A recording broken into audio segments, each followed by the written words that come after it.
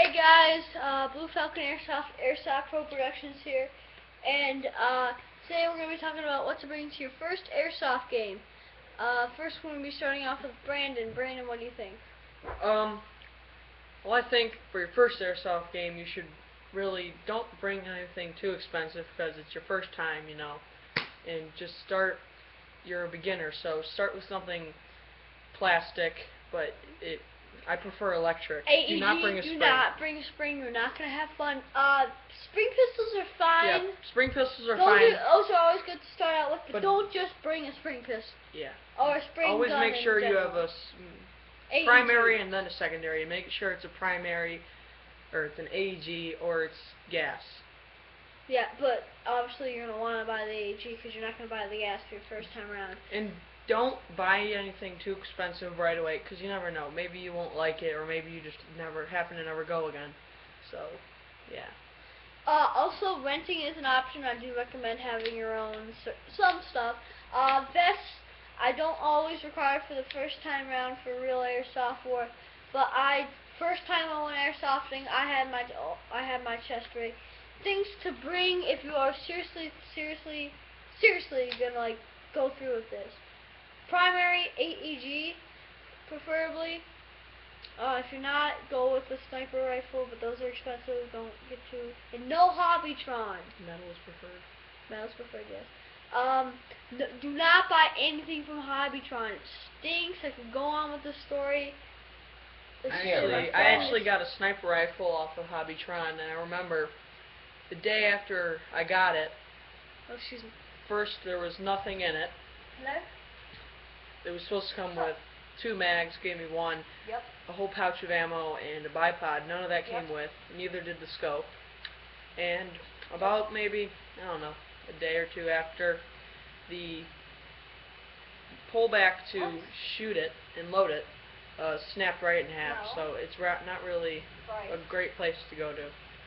Don't, just stay away from there as much as you can. It is a big ripoff of any other airsoft store. Either go to buy from Airsoft GI or E-Bike, but beware E-Bike and Amazon. But E-Bike is very expensive shipping, so yeah, please be careful. I bought a $5 thing on mine, and it cost $10 shipping. But my mom did call and we got it. So basically, I think we should talk about one thing, and what we recommend, really.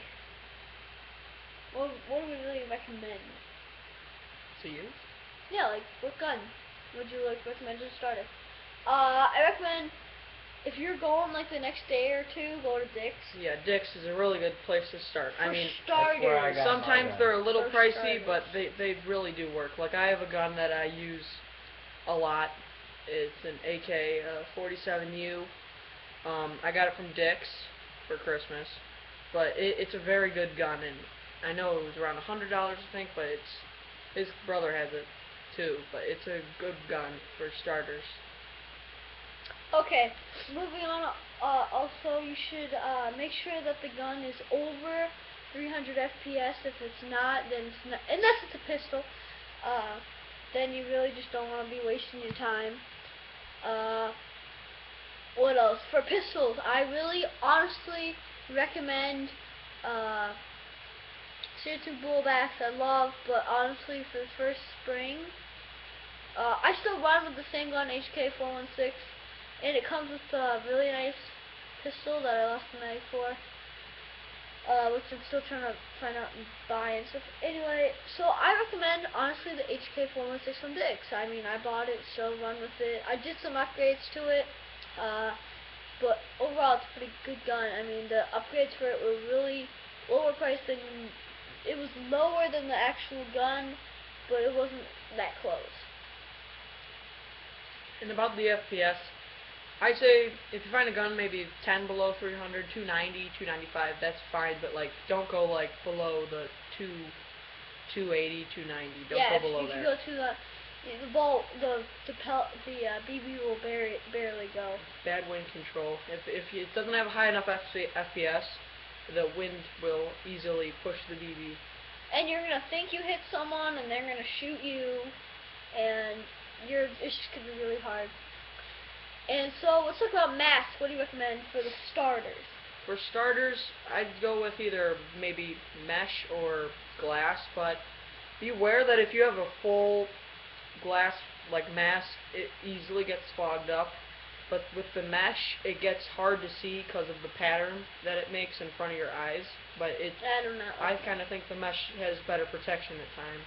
Yes, but also the thing is that shards, if the BB is broken, if the BB it'll breaks, go right it'll into go your right eye. through it. Go right to your eye. What was I say? You always want to find you always want to try to find anti-fog.